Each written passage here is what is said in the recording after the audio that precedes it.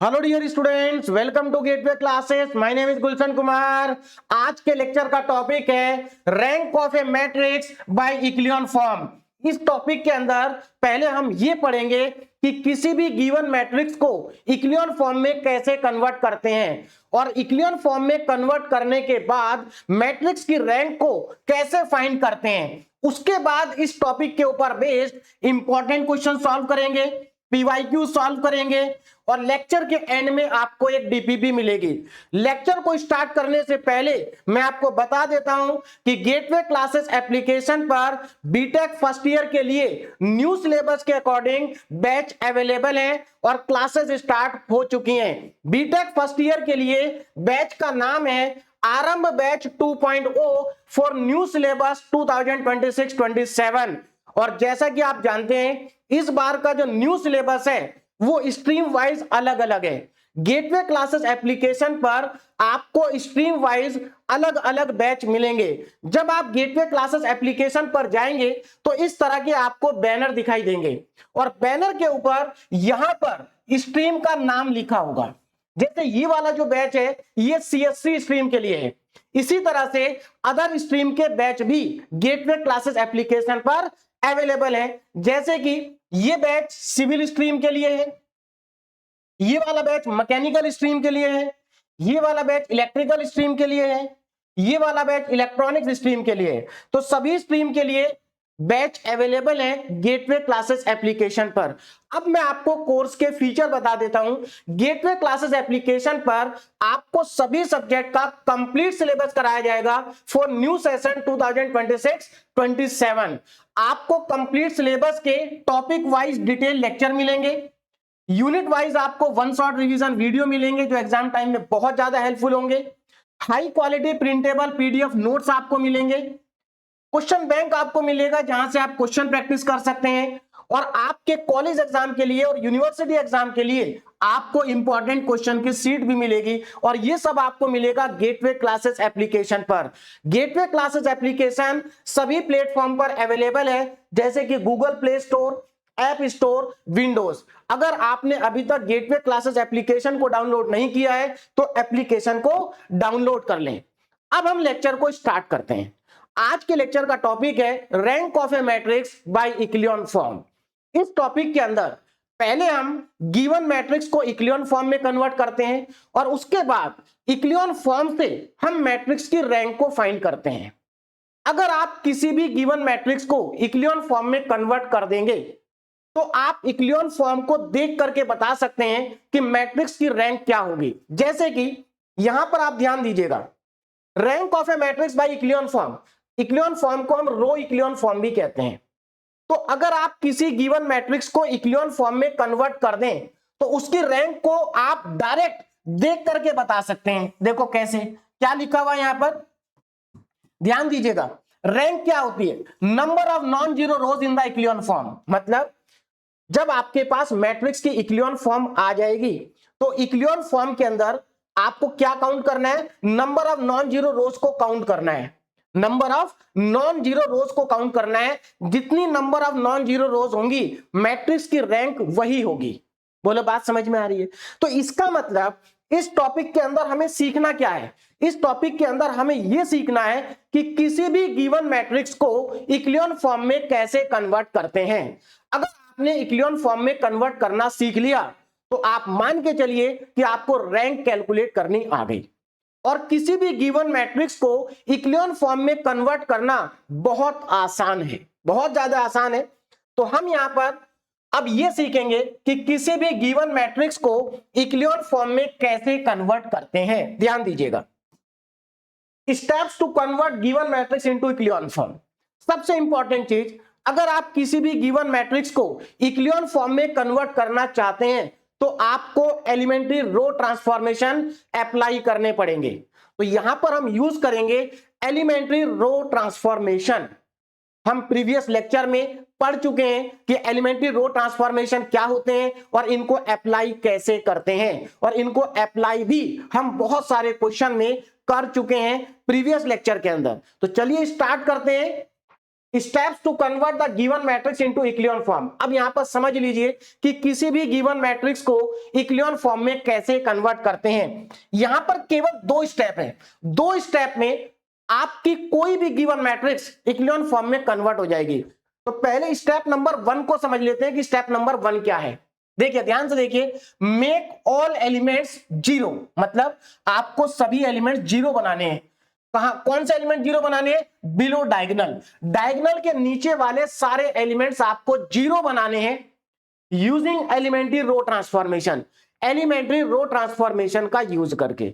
और elementary row transformation से हम 0 कैसे बनाते हैं ये हम प्रीवियस लेक्चर में पढ़ चुके हैं। अगर आपने प्रीवियस लेक्चर नहीं देखा है तो एक बार लेक्चर को देख लें, उसके बाद आपको समझ में आ जाएगा कि एलिमेंट्री ट्रांसफॉर्मेशन क्या होते हैं और इनको अप्लाई कैसे करते हैं। तो स्टेप नंबर 1 में क्या करना है? Make all elements 0 below diagonal, diagonal के नीचे वाले सारे एलिमेंट्स को 0 बनाना है एलिमेंट्री रो ट्रांसफॉर्मेशन का यूज करके, एलिमेंट्री रो ट्रांसफॉर्मेशन का यूज करके। अब डायगोनल के नीचे 0 बनाना है, कहां पर 0 बनाना है? डायगोनल के नीचे। और डायगोनल एलिमेंट्स कौन से होते हैं? मैं आपको पढ़ा चुका हूं कि जो डायगोनल एलिमेंट्स होते हैं वो होते हैं A11, मतलब जिस एलिमेंट की पोजीशन 11 है, A1 sorry A22, A33, A44, ये सारे एलिमेंट्स डायगोनल एलिमेंट्स होते हैं। कौन से एलिमेंट्स हैं ये? डायगोनल। तो इन डायगोनल एलिमेंट्स के नीचे जितने भी एलिमेंट्स होंगे उन सबको आपको 0 बनाना है। तो अब आपको समझ में आ गया होगा कि डायगोनल के नीचे जितने भी एलिमेंट्स लिखे हैं सबको 0 बनाना है। और अगर आप सबको 0 बना देंगे तो आपको इक्लियन फॉर्म मिल जाएगी। बहुत आसान है इक्लियन फॉर्म को फाइंड करना। 80% क्वेश्चन ऐसे होंगे जहां पर स्टेप नंबर 1 के बाद ही आपको इक्लियन फॉर्म मिल जाएगी। स्टेप नंबर 2 के अंदर आपको केवल चेक करना है कि जो फॉर्म आपको मिली है वो इक्लियन फॉर्म है या नहीं है। बोलो बात समझ में आ रही है? क्लियर है? तो स्टेप नंबर 1 आपको समझ में आ गया होगा कि डायगोनल के नीचे वाले सभी एलिमेंट्स को बनाना है 0। अब क्वेश्चन के अंदर 7 टाइप की मैट्रिक्स आपको गिवन हो सकती हैं, इससे ज्यादा आपको गिवन नहीं हो सकती। और मैंने 7 के 7 टाइप की मैट्रिक्स यहां पर लिख रखी है। बात समझ में आ रही है? तो अब मैं यहां पर आपको यह क्लियर कर देता हूं कि कौन से एलिमेंट्स को आपको 0 बनाना है। ध्यान दीजिएगा, देखिए यही 7 मैट्रिक्स आपके क्वेश्चन में आ सकती हैं, आपके क्वेश्चन पेपर में आ सकती हैं। बस डिफरेंस क्या होगा, वहां पर डेटा अलग होगा। डेटा क्या होगा? अलग होगा। अब 1 बाय 1 सबको देख लेते हैं। देखिए पहला फर्स्ट मैट्रिक्स, ये 2 बाय 2 ऑर्डर की मैट्रिक्स है। तो इसका डायगोनल कहां पर है? ये इसका डायगोनल है। इसके डायगोनल के नीचे कितने एलिमेंट है? ध्यान से देखो जरा, इसके डायगोनल के नीचे कितने एलिमेंट है भाई? इसके डायगोनल के नीचे केवल एक ही एलिमेंट है, ये। हमें इसको 0 बनाना है, हमें इसको 0 बनाना है। ठीक है, अब इधर आ जाते हैं। अब यहां पर स्टूडेंट को कंफ्यूजन होता है। कंफ्यूजन क्या होता है कि सर जो डायगोनल होता है वो तो केवल स्क्वायर मैट्रिक्स में होता है, लेकिन यहां पर तो हम ऐसी मैट्रिक्स की भी रैंक कैलकुलेट करेंगे जो स्क्वायर नहीं होंगी। तो आपका कंक्लूजन बिल्कुल सही है, आपका कॉन्सेप्ट बिल्कुल सही है कि जो डायगोनल होता है वो हम स्क्वायर मैट्रिक्स के लिए पढ़ते हैं। बात समझ में आ रही है? लेकिन मैंने आपको क्या कहा, डायगोनल का मतलब है ऐसे एलिमेंट जो 1 1 2 2 3 3 4 4 पोजीशन पर आ रहे हैं।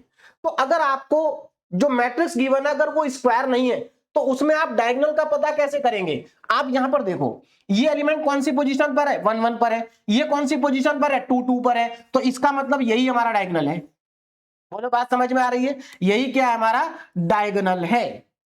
या एक और तरीका है, देखो ये 2 बाई 3 ऑर्डर है इस मैट्रिक्स का, कितना है? 2 बाई 3। तो आप इसमें ये देखो कि स्क्वायर मैट्रिक्स कौन सी है। तो देखो ये वाला जो पार्ट है ये 2 बाई 2 है। इसको अगर मैं हटा दूं थोड़ी देर के लिए कॉलम को, तो ये मेरी 2 बाई 2 की मैट्रिक्स है। तो इसका डायगोनल कौन सा है? ये है। तो अब आपको समझ में आ गया होगा कि अगर मैट्रिक्स स्क्वायर नहीं है तो हम कैसे पता करेंगे डायगोनल का। तो ये हमारा डायगोनल होगा। तो बहुत आसान तरीका है पता करने का, और सबसे अच्छा ये है, आप ये देखो 1 1, देखो ये कौन सा एलिमेंट है? A11। ये कौन सा है? A22। तो ये हमारा डायगोनल हो गया। इसके नीचे वाला एलिमेंट क्या? 5 7। हमें इसको 0 बनाना है, हमें इसको 0 बनाना है। और किसकी हेल्प से बनाना है? देखो इसको 0 बनाएंगे इसके ऊपर वाले नंबर की हेल्प से, क्योंकि हमें रो ट्रांसफॉर्मेशन का यूज करना है। तो इसको 0 बनाएंगे इस 2 की हेल्प से, इस 7 को 0 बनाएंगे इस 2 की हेल्प से। अब आगे आ जाते हैं। अब यहां पर देखो, यहां पर कौन सा है डायगोनल? देखो ये आपका A11 है, ये आपका A22 है। तो इसका मतलब ये डायगोनल है। ये क्या है, डायगोनल है। और इसके नीचे कितने एलिमेंट लिखे हैं, 3, हमें तीनों को 0 बनाना है। 4 और 6 को 0 बनाएंगे 1 की हेल्प से, और इस वाले 4 को 0 बनाएंगे इस 2 की हेल्प से। इस वाले 4 को 0 बनाएंगे 2 की हेल्प से। देखो जो वर्किंग रूल, जो प्रोसेस मैं आपको ये बता रहा हूं ना, अगर ये प्रोसेस आपने समझ लिया, अगर ये प्रोसेस आपने समझ लिया, तो इस बात की गारंटी मेरी है कि आप किसी भी क्वेश्चन में नहीं अटकेंगे और आपको कभी कोई कंफ्यूजन नहीं होगा, कोई डाउट नहीं होगा। बहुत सारे स्टूडेंट इक्लियन फॉर्म को गलत समझ लेते हैं। बहुत सारे स्टूडेंट को मतलब लास्ट तक ये पता नहीं चल पाता कि इक्लियन फॉर्म एक्चुअल में होती क्या है। तो यहां पर मैं इक्लियन फॉर्म का पूरा कॉन्सेप्ट आपको आसान तरीके से समझा रहा हूं। बस आपको इस कॉन्सेप्ट को समझना है, उसके बाद आपका कोई भी क्वेश्चन कभी भी गलत नहीं होगा। चलिए आगे चलते हैं। इसको देखो जरा ध्यान से, ये क्या, ये तो स्क्वायर मैट्रिक्स है, तो ये रहा इसका डायगोनल। देखो ये A11 है, ये A22 है, ये A33 है, तो ये डायगोनल है। इसके नीचे कितने एलिमेंट है, 3, एक तो 4 और 1 है। 4 और 1 को 0 बनाएंगे 2 की हेल्प से, और इस 2 को 0 बनाएंगे 3 की हेल्प से। बोलो बात समझ में आ रही है, क्लियर है? आगे देखो ना, इधर आ जाते हैं। ये 3/4 की मैट्रिक्स है, कोई दिक्कत नहीं, हमें तो इसमें डायगोनल का पता करना है। देखो ये रहा डायगोनल, ये डायगोनल है। अब इसके नीचे 3 एलिमेंट है, एक तो ये 4 और 7 है, तो 4 और 7 को 0 बनाएंगे 1 की हेल्प से, ऊपर वाले एलिमेंट की, और इस 4 को 0 बनाएंगे 6 की हेल्प से। इस 4 को 0 बनाएंगे 6 की हेल्प से, क्लियर है? आगे चलते हैं, इसमें आ जाते हैं। इसमें कौन सा डायगोनल है, देखो ये रहा डायगोनल। देखो ये 1 1 है, ये A22 है, ये A33 है, तो ये डायगोनल है। तो इसके नीचे कितने एलिमेंट आ रहे हैं, इसके नीचे हमारे पास 6 एलिमेंट है, हमें सबको 0 बनाना पड़ेगा। हमें सभी को 0 बनाना पड़ेगा। इन तीनों को 0 बनाएंगे 2 की हेल्प से, इन दोनों को 0 बनाएंगे 4 की हेल्प से, और इस 9 को 0 बनाएंगे ऊपर वाले 8 की हेल्प से। इन सबको 0 बनाना है, क्लियर है? इधर आ जाओ। इसमें डायगोनल एलिमेंट्स कौन से हैं, ये रहे A11, A22, A33, A44। तो अब हमें सबको नीचे कितने, 3 और 3 6, इन 6 के 6 एलिमेंट को 0 बनाना है। 4 2 0, इन तीनों को 0 बनाएंगे। अच्छा ये तो पहले से 0 है, इन दोनों को 0 बनाएंगे 1 की हेल्प से। उसके बाद इसको 0 बनाएंगे और इसको भी 0 बनाएंगे इस 1 की हेल्प से। और ये पहले से 0 है, अगर 0 नहीं होता तो इसको 0 बनाते इसकी हेल्प से। बोलो बात समझ में आ रही है? तो इनको हम क्या करेंगे, 0 बनाएंगे। तो यहां पर हमारा स्टेप नंबर 1 कंप्लीट हो जाता है, क्योंकि स्टेप नंबर 1 के अंदर हमें क्या करना है, डायगोनल के नीचे वाले सभी एलिमेंट्स को 0 बनाना है।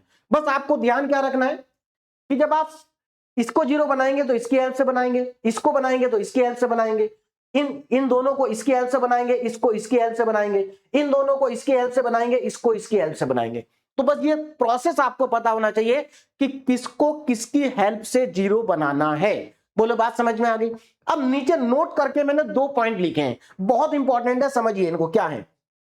First non zero element in a row is known as pivot element. ध्यान दीजिएगा भाई, पिवोट एलिमेंट आपको पता होना चाहिए कि पिवोट एलिमेंट क्या होता है। किसी भी रो का पहला non zero element pivot element कहलाता है। बात समझ में आ रही है? पिवोट एलिमेंट कहलाता है। जैसे कि इस मैट्रिक्स में फर्स्ट रो का पिवोट एलिमेंट कौन सा होगा, 2, क्योंकि ये नॉन जीरो है। सेकंड रो का पिवोट एलिमेंट कौन सा होगा, अब मेरी बात पर ध्यान देना, इसको तो हम 0 बना देंगे ना, इसको क्या कर देंगे, 0 बना देंगे। तो जब इसको 0 बना देंगे तो पहला नॉन जीरो एलिमेंट ये होगा। तो जो फर्स्ट नॉन जीरो एलिमेंट होता है किसी भी रो का, उसको हम पिवोट एलिमेंट कहते हैं।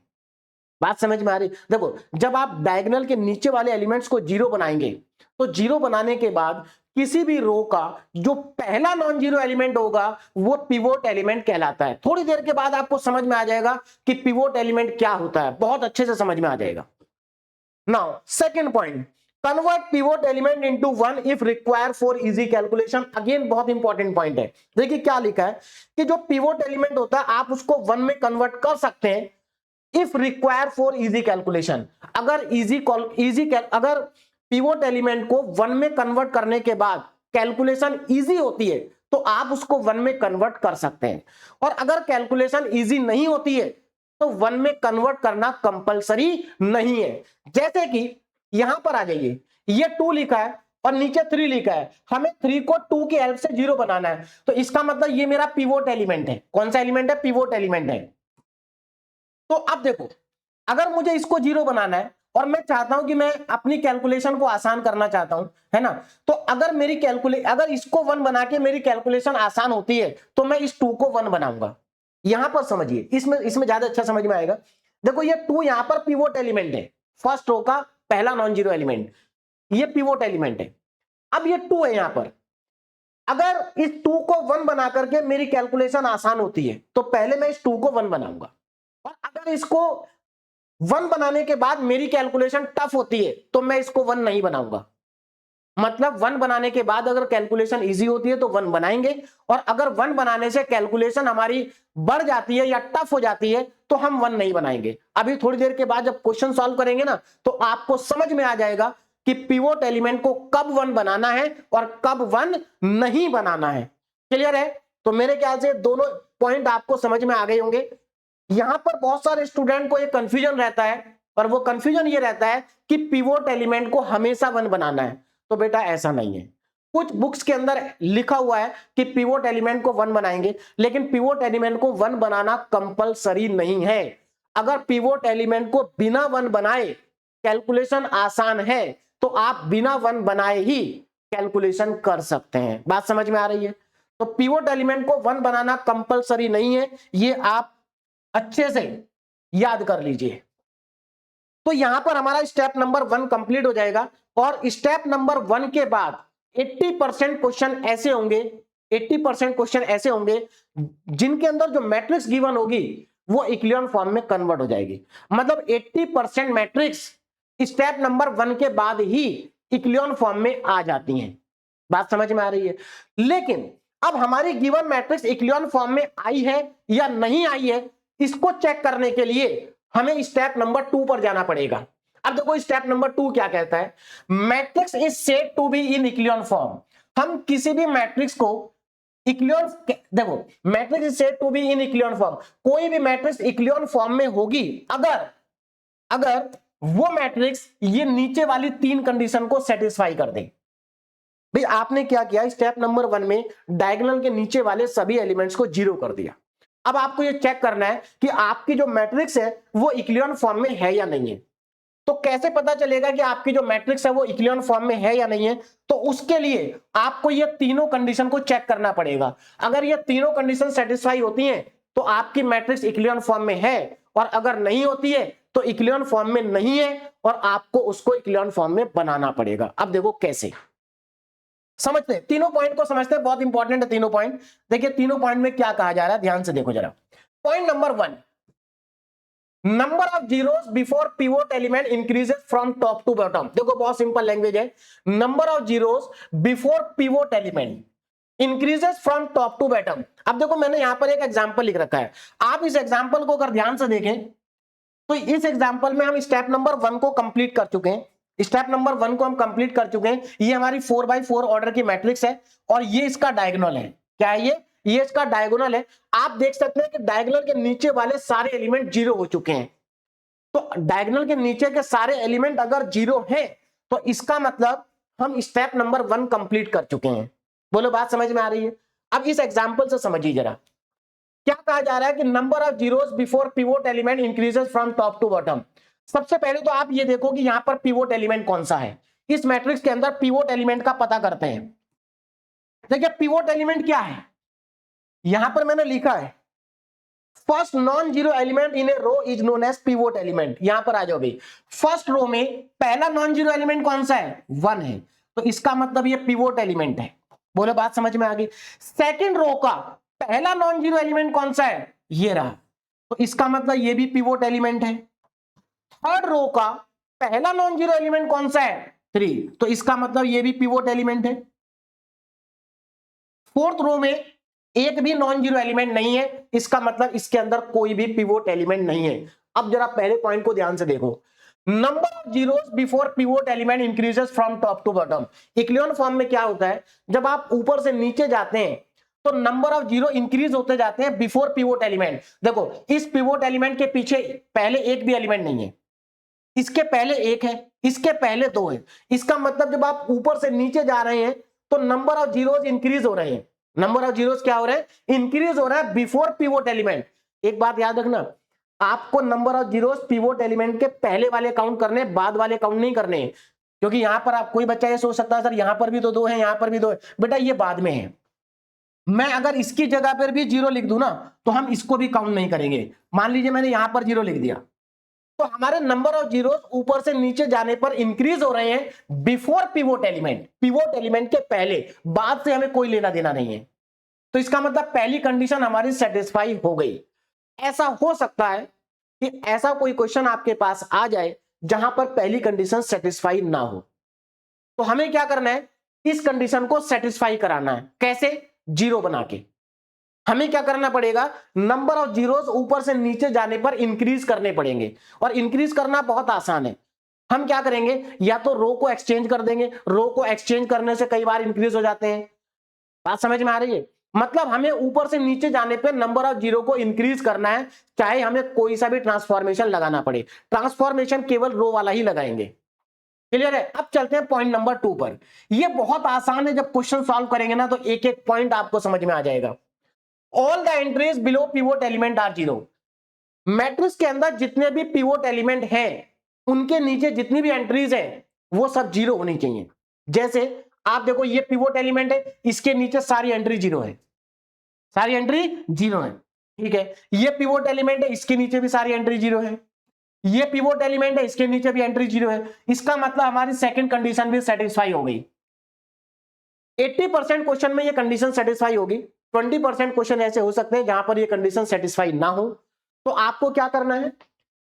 अगर किसी पिवोट एलिमेंट के नीचे 0 नहीं है तो आप एलिमेंट्री रो ट्रांसफॉर्मेशन लगा करके उसको 0 बनाएंगे।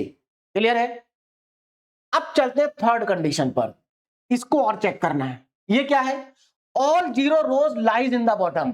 अगर मैट्रिक्स के अंदर कोई 0 रो है तो वो बॉटम में होनी चाहिए, सबसे नीचे होनी चाहिए। आप यहां पर देख सकते हैं एक ही 0 रो है और वो बॉटम में है। अब ये 0 रो क्या होती है? इसमें भी कई स्टूडेंट को कंफ्यूजन हो जाता है। 0 रो का मतलब है ऐसी रो जिसके अंदर सारे एलिमेंट 0 हैं।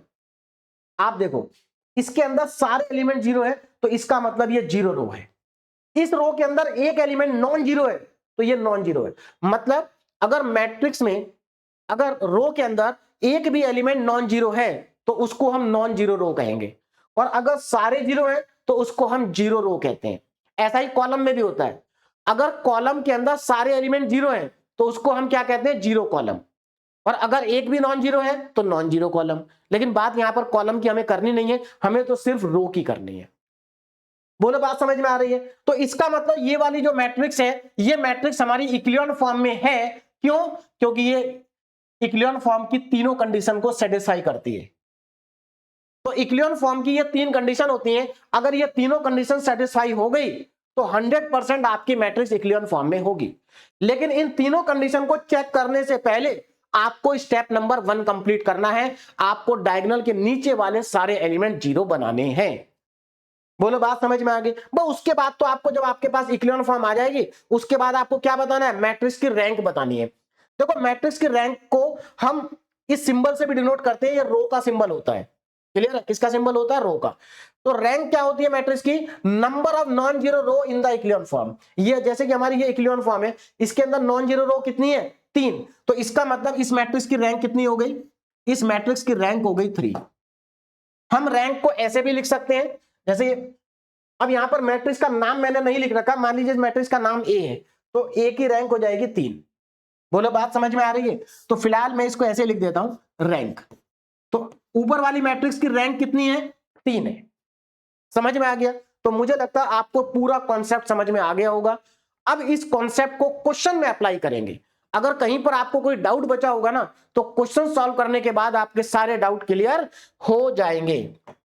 यहां पर नीचे एक और इंपॉर्टेंट पॉइंट मैंने नोट करके लिखा है कि echelon form of a square matrix is an upper triangular matrix.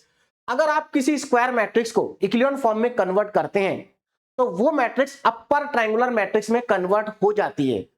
हम पहले ही लेक्चर में पढ़ चुके हैं कि अपर ट्रायंगुलर मैट्रिक्स क्या होती है। अपर ट्रायंगुलर मैट्रिक्स में क्या होता है? डायगोनल के नीचे वाले सारे एलिमेंट 0 होते हैं। जैसे ये स्क्वायर मैट्रिक्स है, इसमें डायगोनल के नीचे के सारे एलिमेंट 0 हैं, तो इस मैट्रिक्स को हम अपर ट्रायंगुलर मैट्रिक्स भी कह सकते हैं। बात समझ में आ रही है? तो अगर आप किसी स्क्वायर मैट्रिक्स को इक्लियन फॉर्म में कन्वर्ट करते हैं तो वो इक्लियन फॉर्म के साथ साथ अपर ट्रायंगुलर मैट्रिक्स भी होगी। अब यहां पर स्टार्ट करेंगे क्वेश्चन। चलिए भाई, क्वेश्चन बहुत आसान है और मैं यहां पर आपको बहुत सारे क्वेश्चन सॉल्व कराने वाला हूं जिससे कि आपको कहीं पर किसी भी तरह के क्वेश्चन में कोई भी डाउट ना बचे। यहां पर मैं आपको 8 क्वेश्चन सॉल्व कराऊंगा और सभी क्वेश्चन में कुछ ना कुछ आपको नया सीखने को मिलेगा जिससे कि आपका कोई डाउट नहीं बचेगा। तो ध्यान दीजिएगा, पहले क्वेश्चन में find the rank of the matrix, हमें इस मैट्रिक्स की रैंक को कैलकुलेट करना है। तो स्टार्ट करते हैं क्वेश्चन को। तो रैंक को कैलकुलेट करने के लिए हमें क्या करना पड़ेगा, डायगोनल के नीचे के सभी एलिमेंट को 0 बनाना पड़ेगा। तो स्टार्ट करते हैं। पहले मैं इस मैट्रिक्स को कॉपी कर लेता हूं। मैट्रिक्स ए मुझे गिवन है। मैट्रिक्स ए के अंदर एलिमेंट है 1 2 3 1 2 3 1 4 2 1 2 3 1 4 2 2 6 5 2 6 5। अब जरा ध्यान दीजिएगा, मुझे करना क्या है, मुझे यहां पर डायगोनल के नीचे वाले एलिमेंट को 0 बनाना है। एक तो इसको 0 बनाना है, इसको 0 बनाना है। इन दोनों को 0 बनाऊंगा 1 की हेल्प से और इसको 0 बनाऊंगा 4 की हेल्प से। तो चलिए स्टार्ट करते हैं। तो यहां पर अब हम 0 बनाएंगे भाई। तो मुझे क्या करना पड़ेगा, इसको और इसको 0 बनाना 1 की हेल्प से। और ये मेरे पास R1 रो है, ये मेरे पास R2 है, ये मेरे पास R3 है। 3 रो हमें यहां पर गिवन है। तो ध्यान दीजिएगा, मुझे R2 में चेंज करना है, इसको 0 करना है ना, तो इसका मतलब मुझे R2 में चेंज करना है। R2 में चेंज करना है। और R2 में क्या चेंज करना है, देखो ये 0 कब बनेगा, अगर मैं 1 में से 1 को माइनस करूं 0 बनेगा। इसका मतलब सीधे सीधे R2 में से R1 को माइनस कर देंगे। बोले बात समझ में आ रही है? ठीक है। अब मुझे इसको भी 0 करना है और किसके हेल्प से करना है, इस 1 के हेल्प से। तो सीधी सी बात है, 2 0 कब होगा, जब हम 2 में से 2 को माइनस करेंगे तो 0 हो जाएगा। इसका मतलब मुझे पहले यहां पर 2 बनाना पड़ेगा और इस पोजीशन पर 2 बनाने के लिए ध्यान दीजिएगा, इस पोजीशन पर 2 कैसे बनेगा, इस पोजीशन पर 2 बनेगा जब हम R1 को 2 से मल्टीप्लाई करेंगे। तो यहां पर हमें करना क्या, R3 में से माइनस करना पड़ेगा 2R1 को, माइनस करना पड़ेगा 2R1 को। देखो R3 में यहां पर 2 लिखा है और अगर मैं R1 को 2 से मल्टीप्लाई कर दूंगा यहां पर भी 2 आएगा। 2 माइनस 2 क्या हो जाएगा, 0। तो ये भी 0 बनेगा, ये भी 0 बनेगा। चलिए बना देते हैं।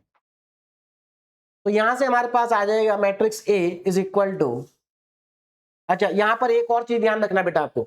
देखो जब आप एलिमेंट्री रो ट्रांसफॉर्मेशन को अप्लाई कर देंगे तो अप्लाई करने के बाद आपको जो न्यू मैट्रिक्स मिलेगी वो मैट्रिक्स मैट्रिक्स ए के क्या होगी, इक्विवेलेंट होगी। मतलब इक्वल नहीं होगी, इक्विवेलेंट होगी। ये इक्विवेलेंट का सिंबल है। तो A इज इक्विवेलेंट टू, है ना, ये इक्विवेलेंट का क्या है, सिंबल है। ये दोनों मैट्रिक्स आपस में इक्विवेलेंट होंगी। अब जरा ध्यान से देखो, देखो R2 में चेंज करना, R3 में चेंज करना है, R1 में कोई चेंज नहीं है। तो R1 को पहले कॉपी कर देंगे, 1 2 3 1 2 3, ये तो कॉपी कर दिया मैंने।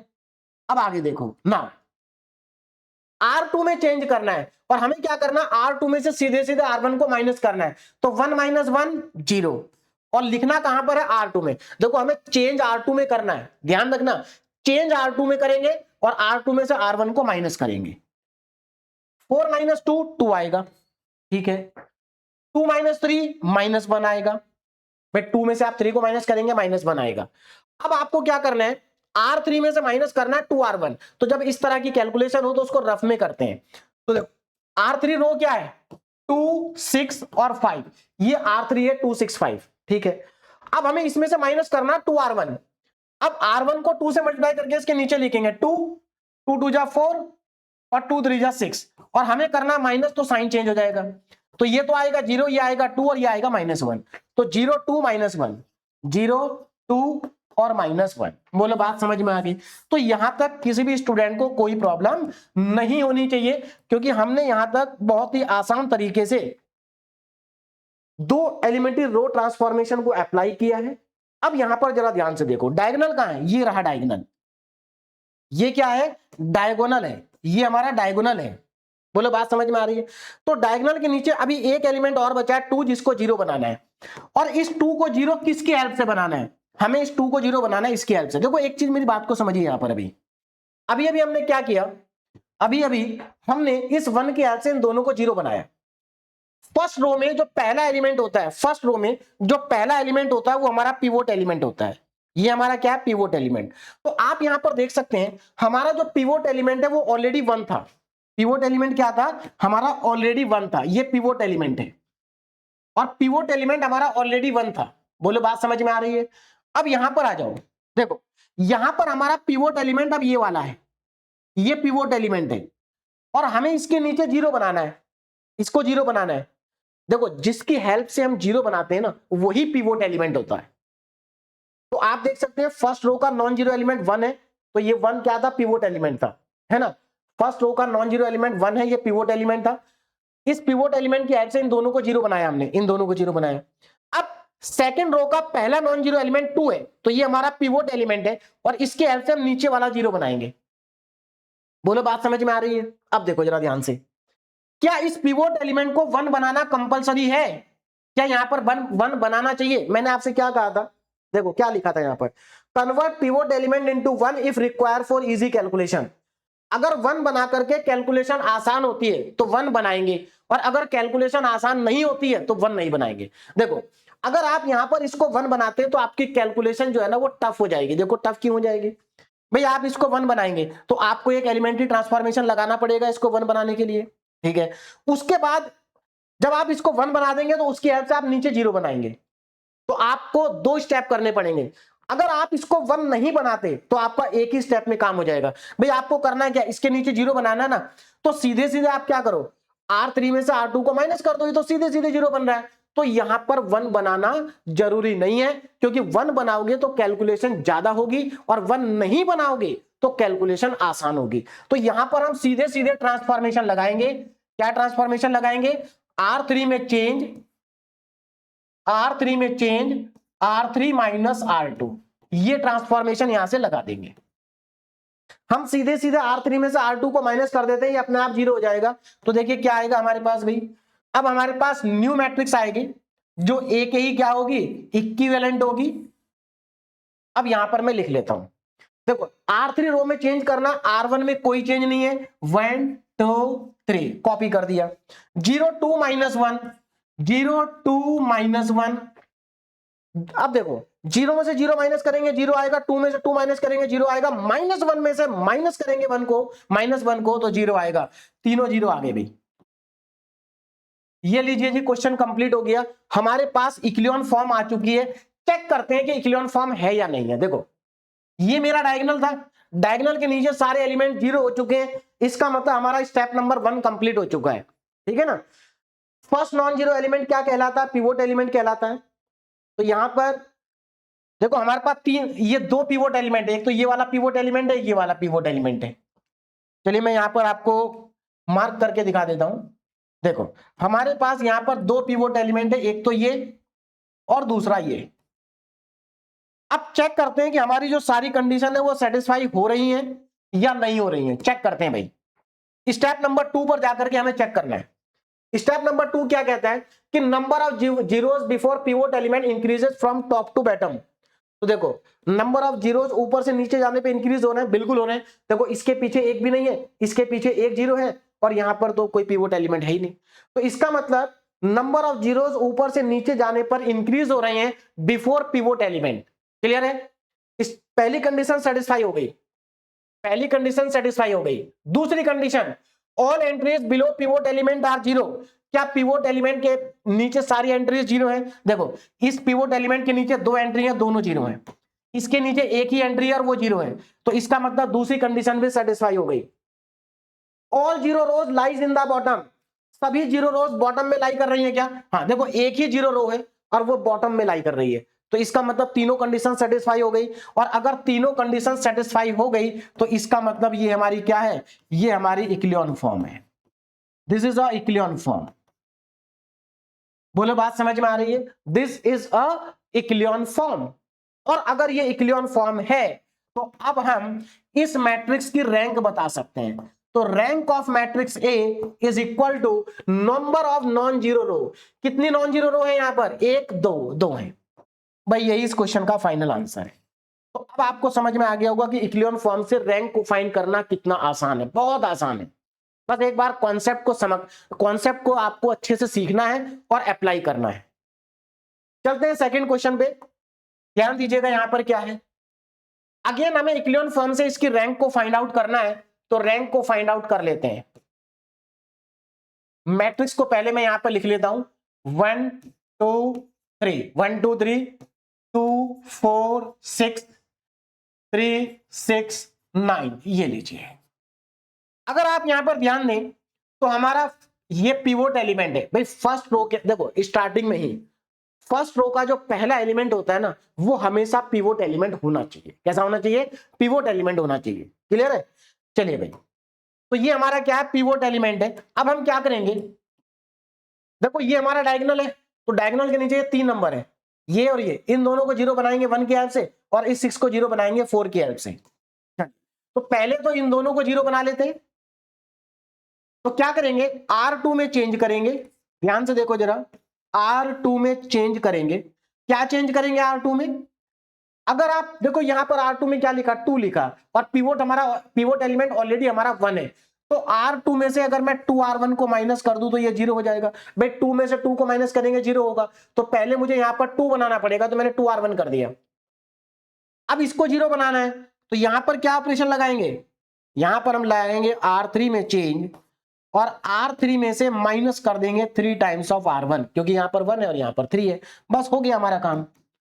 अब हमें न्यू मैट्रिक्स मिलेगी जो A के ही इक्विवेलेंट होगी, और उसको हम यहां पर फाइंड कर लेते हैं।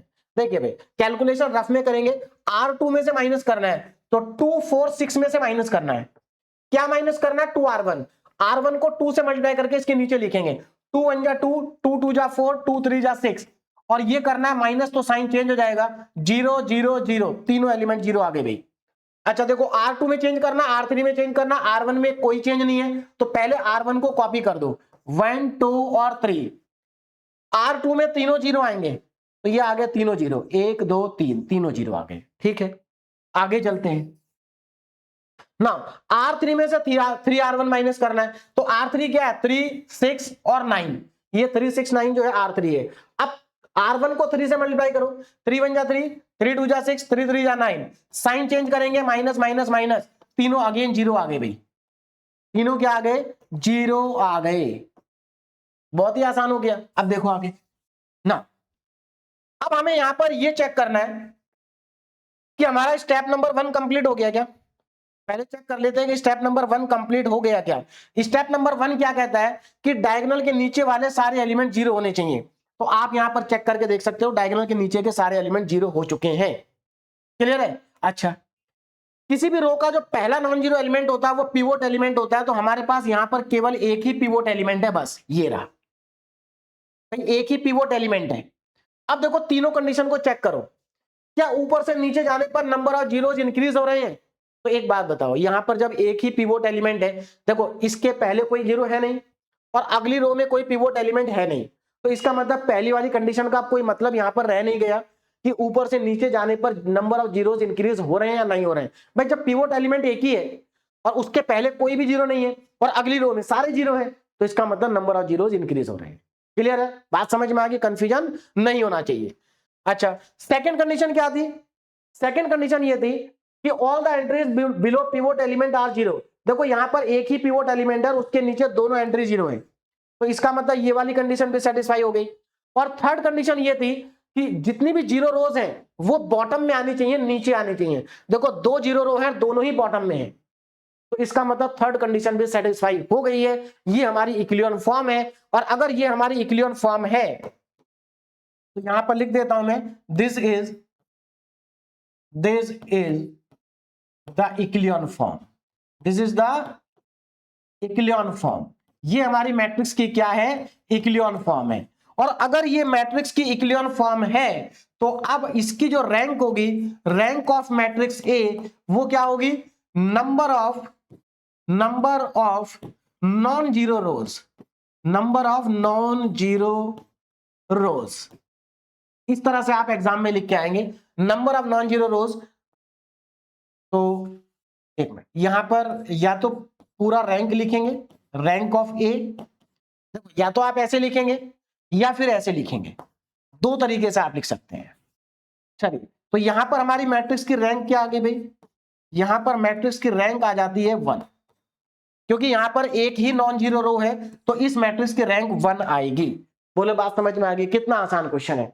अगले क्वेश्चन पे चलते हैं। अगला क्वेश्चन भी बिल्कुल एकदम सिंपल क्वेश्चन है। देखिए, इस तरह के क्वेश्चन यूनिवर्सिटी एग्जाम में, आपके कॉलेज एग्जाम में जब आएंगे तो शॉर्ट क्वेश्चन में आएंगे। अभी हम शॉर्ट क्वेश्चन कर रहे हैं, थोड़ी देर के बाद हम लॉन्ग क्वेश्चन करेंगे। ये अभी हमारे शॉर्ट क्वेश्चन चल रहे हैं। चलिए भाई, find the rank of the matrix. हमें इस मैट्रिक्स की रैंक को फाइंड करना है, तो मैट्रिक्स को कॉपी कर लेते हैं। ध्यान से देखें जरा, मैट्रिक्स ए हमें गिवन है और यहां पर सारे एलिमेंट इक्वल है, 2 2 2। आपको देख करके ही समझ में आ गया होगा कि इसकी रैंक 1 आएगी, 1 ही आएगी, सारे एलिमेंट इक्वल है। 2 2 2 2 2 2, सारे एलिमेंट 2 2 है। चलिए, करना क्या है, डायगोनल के नीचे वाले एलिमेंट को जीरो बनाना है। मतलब हमें इन दोनों को जीरो बनाना है इस 2 की हेल्प से, और इसको जीरो बनाना है इस वाले 2 की हेल्प से। बना देते हैं। अच्छा, पिवोट एलिमेंट कौन सा है भाई? ये हमारा पिवोट एलिमेंट है। देखो, फर्स्ट रो का जो पहला एलिमेंट होता है, अगर वो नॉन जीरो है तो वो पिवोट एलिमेंट ही होगा। तो ये हमारा क्या है भाई? पिवोट एलिमेंट है। चलिए ठीक है, तो अब हम इसके हेल्प से इन दोनों को जीरो बनाएंगे, तो हमें यहां पर 2 ऑपरेशन लिखने पड़ेंगे। अच्छा, एक और इंपॉर्टेंट बात, क्या पिवोट एलिमेंट को 1 बनाना कंपलसरी है? सॉरी, मतलब क्या यहां पर पिवोट एलिमेंट को 1 बनाना पड़ेगा? जरूरत नहीं है। क्यों? देखो, इस 2 के नीचे भी 2 2 ही लिखा है, तो ये देखो, अगर आप इसको 1 बनाते हैं तो पहले आपको R1 को क्या करना पड़ेगा? 2 से डिवाइड करना पड़ेगा, तो यहां पर तीनों जगह पर 1 आ जाएगा।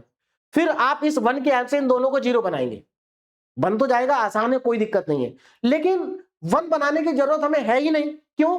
क्योंकि हम तो डायरेक्ट भी जीरो बना सकते हैं ना। देखो, 2 में से 2 माइनस करेंगे जीरो बनेगा, 2 में से 2 माइनस करेंगे जीरो बनेगा। तो क्यों हम इसको 1 बनाएं? पहले हम 1 नहीं बनाएंगे। 1 हम तब बनाएंगे जब हमारी कैलकुलेशन आसान होगी। आगे के क्वेश्चन में हम 1 बनाएंगे। आगे हमारे पास कुछ क्वेश्चन ऐसे आएंगे जहां पर हमें 1 बनाना पड़ेगा फॉर इजी कैलकुलेशन।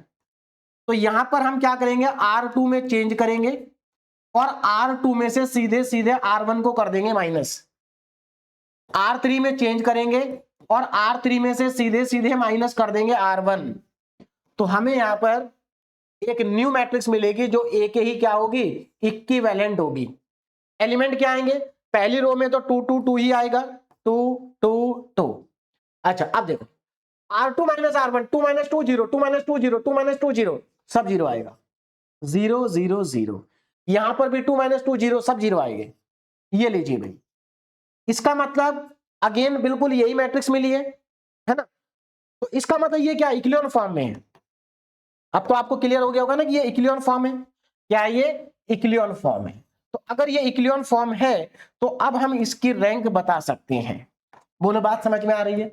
हम इसकी रैंक बता सकते हैं। ये हमारा पिवोट एलिमेंट है, तो यहां पर लिखेंगे this is the echelon form, this is the echelon form. ये क्या है? इक्लियन फॉर्म है। बोलो, बात समझ में आ रही है? This is the echelon form. तो ये हमारी मैट्रिक्स की इक्लियन फॉर्म है, और अगर ये मैट्रिक्स की इक्लियन फॉर्म है तो यहां पर मैट्रिक्स की रैंक क्या हो जाएगी? मैट्रिक्स की रैंक हो जाएगी 1। समझ में आ गया? बहुत आसान है। अगले क्वेश्चन पे चलते हैं, क्वेश्चन नंबर 4। अब ध्यान दें, यहां पर अब हमारे पास 3/4 की मैट्रिक्स है। ऑर्डर, मैट्रिक्स का जो ऑर्डर है अब थोड़ा इंक्रीज हुआ है, 3/4 है ना? ये क्या है? 3/4 की मैट्रिक्स है, कोई दिक्कत नहीं है। करने का तरीका सेम रहेगा, मैट्रिक्स चाहे कितनी भी बड़ी हो। चलिए, यहां पर लिख लेता हूं मैं मैट्रिक्स ए। मैट्रिक्स ए हमें गिवन है, मैट्रिक्स ए हमें गिवन है। ध्यान से देखिए, 1 2 3 2, 1 2 3 2, 1 2 3 2, 2 3 2 3 5 1, 2 3 5 1, 2 3 5 1, ठीक है। 1 3 4 5, 1 3 4 5, ये मैट्रिक्स हमें गिवन है। हमें इसको इक्लियन फॉर्म में कन्वर्ट करना है। तो अगर आप ध्यान से देखें, फर्स्ट रो का जो फर्स्ट एलिमेंट है वो नॉन जीरो है, इसका मतलब ये पिवोट एलिमेंट है, और ये ऑलरेडी 1 है।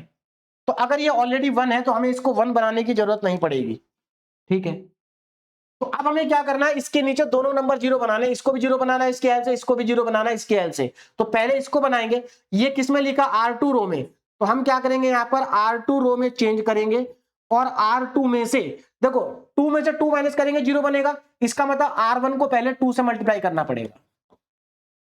क्लियर है? अब इसको 0 बनाना R3 को, तो R3 में लिखा हुआ है 1, तो ये तो सीधा बनेगा 1 माइनस 1 0, तो इसका मतलब R3 में से सीधे सीधे R1 को माइनस कर देंगे बस। अब यहां पर देखो, अब हमें यहां पर न्यू मैट्रिक्स मिलेगी जो ए के ही क्या होगी, इक्विवेलेंट होगी, ए के ही इक्विवेलेंट होगी। अब ध्यान से देखें जरा ना, कैलकुलेशन हम रफ में कर लेते हैं। देखो R2 क्या है, 2 3 5 1, ये R2 है। हमें इसमें से माइनस करना 2R1, तो R1 को 2 से मल्टीप्लाई करेंगे, 2 1 जा 2, 2 2 जा 4, 2 3 जा 6 और 2 2 जा 4।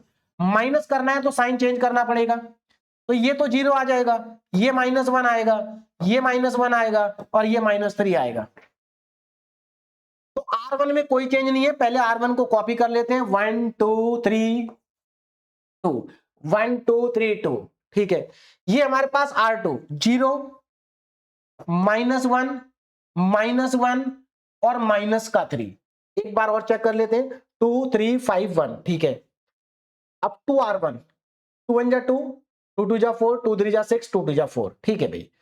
तो ये 0 आ जाएगा, -1 आ जाएगा, -1 आ जाएगा, -3 आ जाएगा, तो यहां पर मैंने लिख दिया। अब आगे देखो, अब हमें क्या करना है, R3 में से सीधे सीधे R1 को माइनस करना है, तो 1 - 1 0, 3 - 2 1, 4 - 3 1 और 5 - 2, ये 3 आ जाएगा भाई।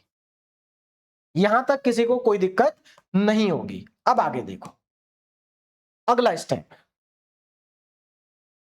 अब हमें क्या करना है, ध्यान से देखो जरा, देखो अब हमारा जो पिवोट एलिमेंट है वो ये है। अब हमारा पिवोट एलिमेंट ये पिवोट एलिमेंट का काम करेगा, तो हमें इसके नीचे वाले को 0 बनाना है, हमें इसके नीचे वाले को 0 बनाना है। क्या इसको 0 बनाने के लिए इसको +1 बनाना पड़ेगा पहले? कोई जरूरत नहीं है, डायरेक्ट हम इसको 0 बना सकते हैं।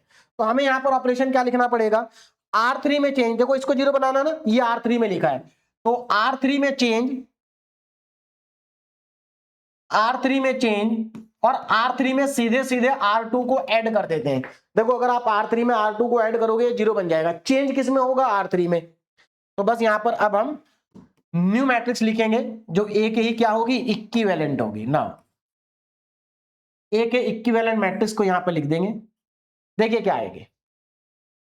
R3 में चेंज करना, R1 में कोई चेंज नहीं है, तो ये 1 2 1 2 3 2 1 2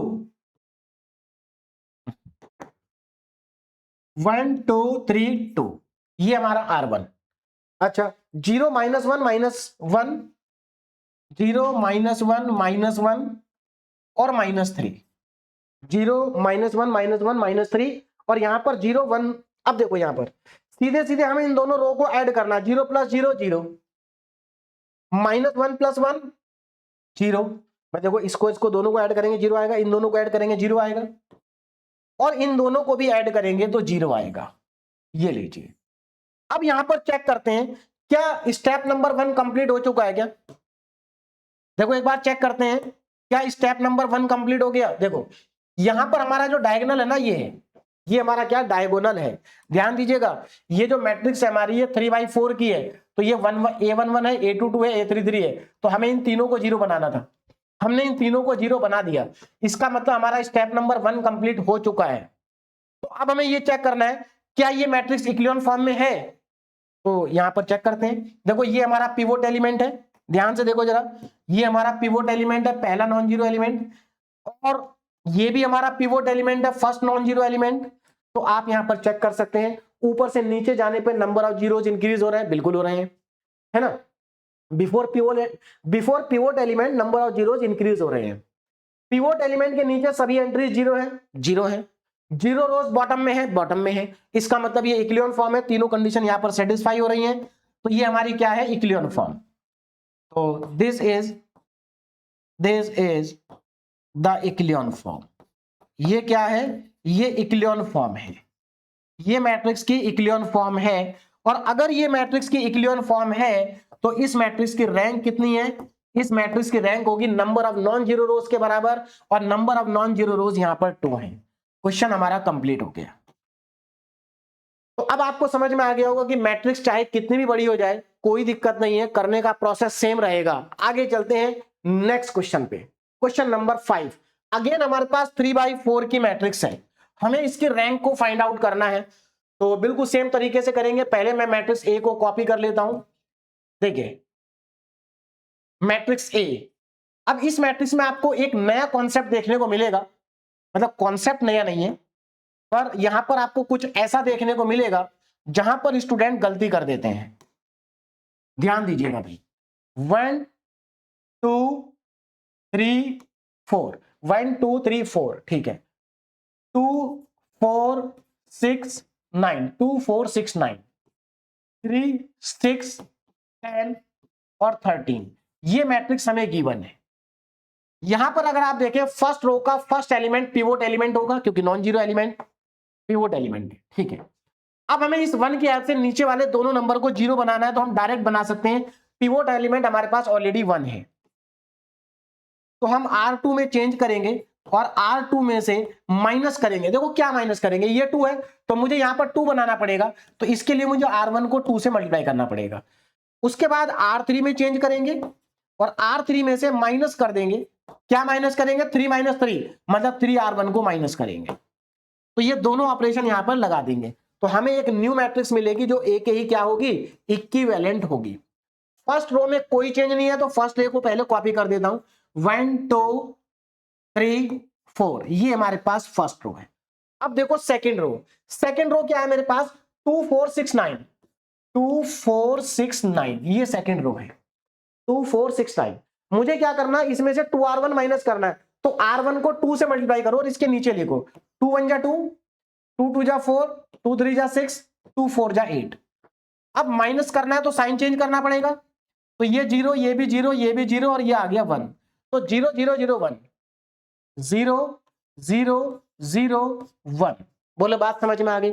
आगे चले, चलिए अब R3 में से 3R1 माइनस करना है, तो पहले मैं R3 को लिख लेता हूं, 3 6 10, 3 6 10, 3 6 10 और 13, 3 6 10 और 13, 3 6 10 और 13। अब हमें इसमें से माइनस करना है 3R1, R1 को 3 से मल्टीप्लाई करो, 3 1 जा 3, 3 2 जा 6, 3 3 जा 9, 3 1 जा 3, 3 2 जा 6, 3 3 जा 9, 3 4 जा 12। माइनस कर देते हैं भाई, minus minus minus minus, sign change करना पड़ेगा। 0 0 1 1, 0 0 1 1, 0 0 1 1। बोलो बात समझ में आ रही है। क्या स्टेप नंबर 1 कंप्लीट हो गया क्या, एक बार चेक करके देखते हैं, क्या स्टेप नंबर 1 कंप्लीट हो गया भाई? हाँ, स्टेप नंबर 1 कंप्लीट हो गया, क्योंकि ये हमारा डायगोनल था, हमें इसको और इसको 0 बनाना था, हमने बना दिया, इसको 0 बनाना था, हमने इसको भी 0 बना दिया। तो हमारा स्टेप नंबर 1 कंप्लीट हो चुका है। अब हमें यह चेक करना है जो गिवन मैट्रिक्स हमें गिवन थी उसको हमने क्या इक्विवेलेंट फॉर्म में कन्वर्ट कर दिया, क्या ये इक्विवेलेंट फॉर्म है? चेक करते हैं एक बार। भाई यहीं पर कुछ बच्चे गलती कर देते हैं, आंसर तो ठीक आ जाता है लेकिन यहां पर गलती कर देते हैं। देखो गलती क्या कर देते हैं, वो इसको चेक नहीं करते कि ये इक्विवेलेंट फॉर्म है या नहीं है। उनको लगता है डायगोनल के नीचे के सारे एलिमेंट 0 हो गए, इसका मतलब ये इक्विवेलेंट फॉर्म है, और वो इसकी रैंक लिख करके चले आते हैं, है ना। लेकिन क्वेश्चन जो है आपका गलत हो जाता है। अब देखो गलत क्यों हो जाता है, देखो इसमें अगर हम पिवोट एलिमेंट पर ध्यान दें तो ये हमारा पिवोट एलिमेंट है। भाई किसी भी रो का जो पहला नॉन जीरो एलिमेंट होता है वो पिवोट एलिमेंट होता है, तो ये हमारा पिवोट एलिमेंट है, ठीक है। इस वाली सेकंड रो में देखो जरा, सेकंड रो में पहला नॉन जीरो एलिमेंट ये है, तो ये पिवोट एलिमेंट हो गया। थर्ड रो में पहला नॉन जीरो एलिमेंट ये है, तो ये पिवोट एलिमेंट हो गया। अब जरा देखो क्या यहां पर कंडीशन सेटिस्फाई हो रही है, यहां पर तो पहली ही कंडीशन सेटिस्फाई नहीं हो रही है। देखो number of zeros before pivot element increases from top to bottom, number of zeros increase होने चाहिए टॉप से बॉटम जाने पर। देखो इसके पीछे एक भी जीरो नहीं है, इसके पीछे 3 जीरो है, इसके पीछे 2 ही जीरो है, ये तो नंबर ऑफ जीरोस और डिक्रीज हो गए, इंक्रीज होने चाहिए थे। इसका मतलब ये हुआ कि ये हमारी इक्विवेलेंट फॉर्म नहीं है, और पिवोट एलिमेंट के नीचे सारे एंट्री 0 होनी चाहिए। देखो इस वाले पिवोट एलिमेंट के नीचे 0 नहीं है, तो इसका मतलब ये हुआ कि ये हमारी इक्विवेलेंट फॉर्म नहीं है, हमें इसको इक्विवेलेंट फॉर्म में कन्वर्ट करना पड़ेगा। अब कैसे करेंगे, देखो बहुत आसान है, आप इन दोनों रो को आपस में इंटरचेंज कर दो, कन्वर्ट, इक्विवेलेंट फॉर्म बन जाएगी। देखो इन दोनों को आपस में क्या कर दो, इंटरचेंज कर दो। देखो कैसे भाई, अगर आप यहां पर R3 रो R2 और R3 को इंटरचेंज कर दें तो ये इक्विलिब्रियम फॉर्म बन जाएगी डायरेक्ट। तो हम यहां पर क्या करेंगे, R3 को सॉरी R2 R3 को चेंज करेंगे, R2 को इंटरचेंज करेंगे R3 के साथ में, और इंटरचेंज करने से हमें क्या मिलेगा ना, A इज इक्विवेलेंट टू, देखो जरा इंटरचेंज करने पर क्या आ जाएगा, हमें R2 R3 को इंटरचेंज करना है, फर्स्ट रो सेम रहेगी 1 2 3 4, 1 2 3 4, ठीक है। अब इन दोनों को इंटरचेंज करेंगे तो सेकेंड रो में थर्ड रो आएगी 0 0 1 0 0 1 1, और R2 R3 में 0 0 0 1। अब देखो जरा ध्यान से, क्या अब ये इक्विलिब्रियम फॉर्म है? हाँ अब इक्विलिब्रियम फॉर्म है। अब आप देख सकते हो कैसे, देखो ये हमारा पिवोट एलिमेंट है, यहां पर ये वाला पिवोट एलिमेंट है, और यहां पर ये वाला पिवोट एलिमेंट है। देखो भाई नंबर ऑफ जीरोस टॉप से बॉटम जाने पर इंक्रीज हो रहे हैं, बिल्कुल हो रहे हैं। पिवोट एलिमेंट के नीचे सारी एंट्री जीरो है, देखो इसके नीचे 2 एंट्री है, दोनों जीरो है, इसके नीचे 1 एंट्री है, वो भी जीरो है, और इसके नीचे कोई एंट्री है ही नहीं, तो चेक ही नहीं करना। तो इसका मतलब ये इक्विलिब्रियम फॉर्म की तीनों कंडीशन को सेटिस्फाई कर रही है। बोलो बात समझ में आ रही है? भाई इसके अंदर कोई जीरो रो नहीं है, अगर जीरो होती तो वो बॉटम में आती। तो यहां पर हमारी तीनों कंडीशन सेटिस्फाई हो रही हैं, इसका मतलब ये इक्विलिब्रियम फॉर्म है। तो this is the equilibrium form, this is the equilibrium form. ये क्या है? ये इक्विलिब्रियम फॉर्म है। और अगर ये इक्विलिब्रियम फॉर्म है तो इस मैट्रिक्स की रैंक क्या हो जाएगी?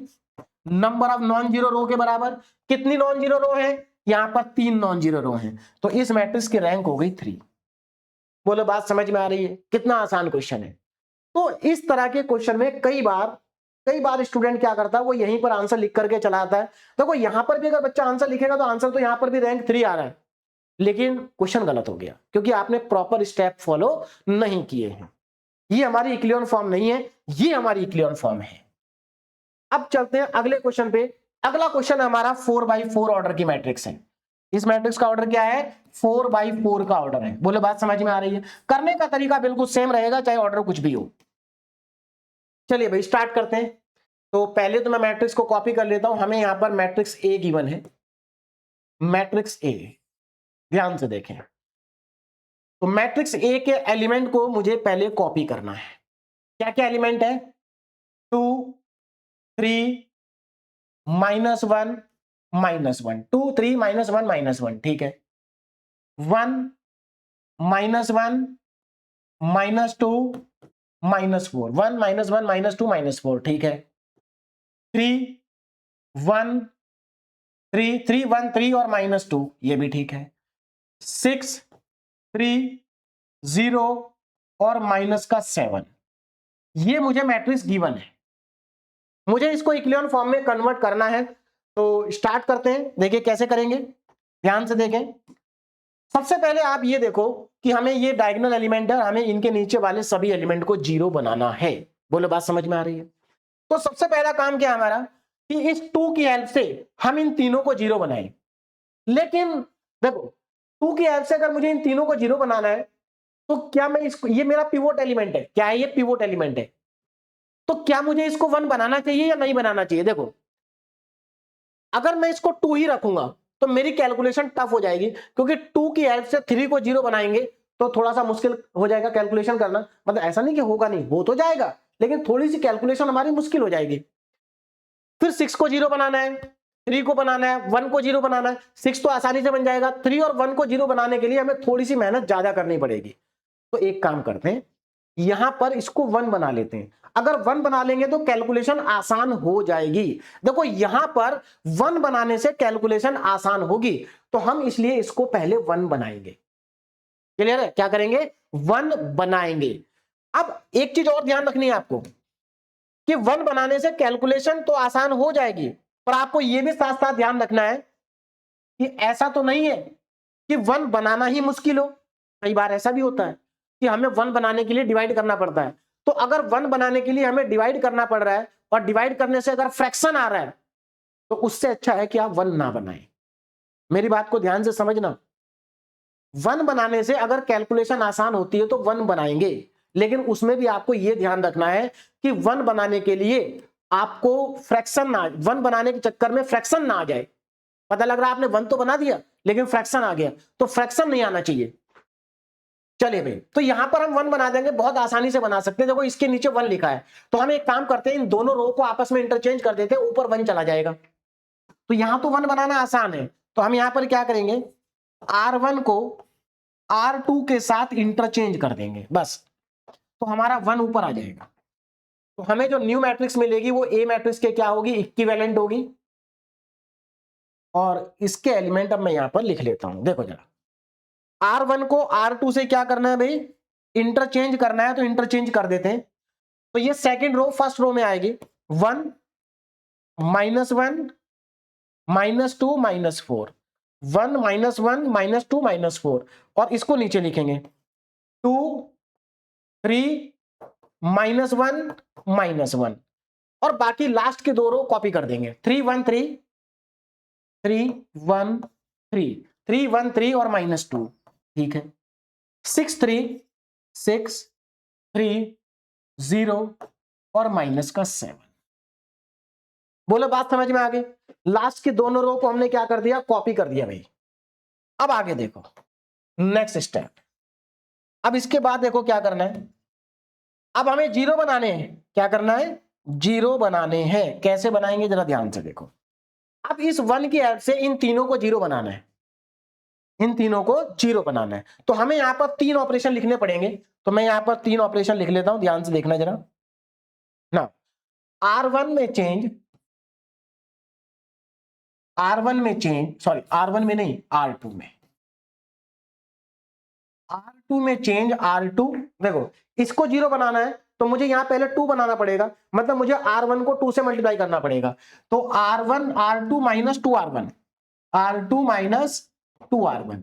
अब हम क्या करेंगे, R3 में चेंज करेंगे, और R3 में से देखो, इसको जीरो बनाना है तो मुझे यहां पर 3 बनाना पड़ेगा, 3 - 3 0 होता है, तो यहां पर 3R1 माइनस करना पड़ेगा। अब R4 में चेंज, R4 माइनस, मुझे 6 को जीरो बनाना है तो मुझे क्या करना पड़ेगा, 6R1 को माइनस करना पड़ेगा। बोलो बात समझ में आ रही। तो देखो यहां पर वन बनाने से फायदा हो गया, क्योंकि वन बनाने से ये तीनों को जीरो बनाना आसान हो गया। अब हम इनको जीरो बना देते हैं। तो अब हमें जो यहां से न्यू मैट्रिक्स मिलेगी उसको मैं लिख लेता हूं, न्यू मैट्रिक्स। ध्यान दीजिएगा, देखो भाई, यहां से हमें एक न्यू मैट्रिक्स मिल जाएगी। देखो ध्यान से, R1 में कोई चेंज नहीं है, R1 को पहले मैं कॉपी कर लेता हूं, 1 -1 1 -1 -2 -4, 1 -1 -2 -4, ठीक है, 1 -1 -2 -4। अब ये कैलकुलेशन मुझे करनी है R2 के लिए, तो R2 में क्या लिखा है, 2 3, अलग लिख लेता हूं मैं, 2 3, देखो 2 3 -1 -1, ये मेरे पास क्या R2 है, ध्यान दीजिएगा, R2 क्या, 2 3 -1 -1, ठीक है। मुझे इसमें से माइनस करना है 2R1, 2R1, तो देखो ये R1 है, इसको 2 से मल्टीप्लाई करके नीचे लिखेंगे, तो 2 1 जा 2, 2 इंटू -2 -2, 2 इंटू -4, 2 -4 आ जाएगा भाई, 2 का मल्टीप्लाई इसमें करेंगे, 2 -4 माइनस का 8। लेकिन मुझे करना माइनस, तो साइन चेंज करना पड़ेगा, ये माइनस, ये प्लस, ये प्लस, ये प्लस, ऐड कर दो भाई। तो ये 0 आएगा, ये 5 आएगा, ये 3 आएगा, और ये 7 आएगा, 0 5 3 7, 0 5 3, सॉरी 0 5 3 7। बोले बात समझ में आ गई, आगे चलते हैं। अब हमें क्या करना है, R3, पहले तो मैं R3 को कॉपी कर लेता हूं, 3 1 3 3 1 3 3 1 3 और -2, ये लीजिए -2, 3 1 3 -2, इसमें से हमें माइनस करना 3R1, मतलब R1 को 3 से मल्टीप्लाई करके नीचे लिखेंगे, 3 1 जा 3, 3 इंटू -1 -3, -2 करेंगे तो -6 हो जाएगा, और 3 इंटू -4 करेंगे तो माइनस का 12 हो जाएगा। साइन चेंज करना पड़ेगा, तो ये माइनस, ये प्लस, ये प्लस, तो ये 0, ये 4, ये 9 हो जाएगा, 0 4 9, और ये हमारा बचेगा 10, 0 4 9 10, 0 4 9 और 10। बोलो बात समझ में आ रही है? 0 4 9 10। ठीक है, अब आगे चलते हैं। नाउ R4, अब R4 को लिख लेता हूं मैं 6 3 0 और -7। इसमें से मुझे माइनस करना है 6R1, तो R1 को 6 से मल्टीप्लाई करेंगे। 6 1 जा 6, 6 इंटू -1 -6, ये -12 आ जाएगा और ये माइनस का 24 आ जाएगा। साइन चेंज करना पड़ेगा, तो माइनस प्लस प्लस प्लस 0, ये 9 हो जाएगा, ये 12 आएगा और यहां पर 24 में से 7 को आप माइनस कर देंगे तो ये 17 आ जाएगा। बोले बात समझ में आ गई? तो 0 9 0 9 12 एंड 24। तो यहां तक किसी भी स्टूडेंट को कोई भी प्रॉब्लम नहीं होनी चाहिए, सबको समझ में आ गया होगा कि हमने अभी तक क्या किया है। क्लियर है? यहां तक किसी को कोई डाउट नहीं है। अब देखो इसके आगे करना क्या है ना, इसके अगला स्टेप क्या होगा, देखिए अब मेरे पास पिवोट एलिमेंट कौन सा है? देखो पहले तो ये था, अब मेरा पिवोट एलिमेंट हो गया ये वाला, क्योंकि मुझे डायगोनल के नीचे 0 बनाने हैं, तो अब मेरा पिवोट एलिमेंट ये, इसके नीचे दोनों 0 बनाऊंगा मैं। अब अगेन हमारे पास सेम प्रॉब्लम है, इसके हेल्प से इन दोनों को 0 बनाना है। देखो ध्यान से समझना, इसके हेल्प से इन दोनों को 0 बनाना है, तो क्या पहले मुझे इसको 1 बनाना चाहिए? हाँ, इसको 1 बनाना चाहिए, क्योंकि अगर इसको 1 बना लेंगे तो इनको 0 बनाना आसान हो जाएगा, कैलकुलेशन आसान हो जाएगी। तो अब मुझे क्या करना है, इसको 1 बनाना है भाई, तो इसको कैसे 1 बनाएंगे? और एक चीज और ध्यान रखना, मैं आपको प्रीवियस लेक्चर में बता चुका हूं, आप अगर किसी भी पोजीशन पर 1 बना रहे हैं तो 1 बनाने के लिए आपको नीचे वाली रो की हेल्प लेनी है, ऊपर वाली रो की हेल्प नहीं लेनी है। कई बार यहां पर बच्चे गलती कर देते हैं, क्या गलती करते हैं, वो इन दोनों रो को आपस में इंटरचेंज कर देते हैं और इंटरचेंज करके यहां पर 1 आ जाता है और उसके बाद नीचे 0 बना देते हैं, लेकिन क्वेश्चन गलत हो जाता है। गलत क्यों हो जाता है? क्योंकि अगर आप इन दोनों को इंटरचेंज करोगे तो 0 ऊपर चला जाएगा, 1 नीचे आ जाएगा, गलत हो जाएगा, हमारी इक्विलिब्रियम फॉर्म नहीं बनेगी, क्योंकि नंबर ऑफ जीरोस ऊपर से नीचे जाने पर इंक्रीज करने चाहिए बिफोर पिवोट एलिमेंट, और आपका गलत हो जाएगा। तो इसको 0 बनाने के लिए नीचे वाली रो की हेल्प ले सकते हो, ऊपर वाली रो की हेल्प नहीं ले सकते। तो एक काम करो, इसमें से इसको माइनस कर दो, 1 बन जाएगा। तो R2 में चेंज R2 माइनस R3, बहुत आसान है, इसमें से इसको माइनस कर दो तो ये 1 बन जाएगा। चलिए तो यहीं पर कर लेते हैं, स्पेस है अभी हमारे पास, है ना। चलिए भाई यहां पर कर देता हूं। अब ध्यान देंगे, देखो करना क्या है, तो हमारे पास यहां पर न्यू मैट्रिक्स आएगी जो ए के ही क्या होगी, इक्विवेलेंट होगी, ए के इक्विवेलेंट होगी। ध्यान से देखना जरा, कौन कौन सी रो में चेंज आएगा, केवल एक R2 रो में चेंज आएगा, बाकी सबको तो कॉपी करना है। तो 1 -1 -2 1 -1 -2 1 -1 -2 -4, ये लीजिए 1 -1 -2 -4। अब इसमें से इसको माइनस करना है, तो 0 -0 0, 5 -4 1, 3 -6 सॉरी 3 -9 -6 और 7 -10 माइनस का 3। नीचे आ जाते हैं, नीचे दोनों को कॉपी करना, 0 4 9 10 0 4 9 10 0 4 9 10 0 9 12 24 0 9 12 और 24 0 9 12 और 24। ठीक है, अब आगे देखो, अब हमें इसके हेल्प से इन दोनों को 0 बनाना है, तो इनको 0 बनाना बहुत आसान है। देखो कैसे, R3 में चेंज करना पड़ेगा, R3 में change R3 -4 times of R2, R3 -4 times of R2। थोड़ा सा ऊपर लिखता हूं तो यहीं पर आ जाएगा हमारा, देखो जरा ध्यान से ना, R3 में चेंज करना है।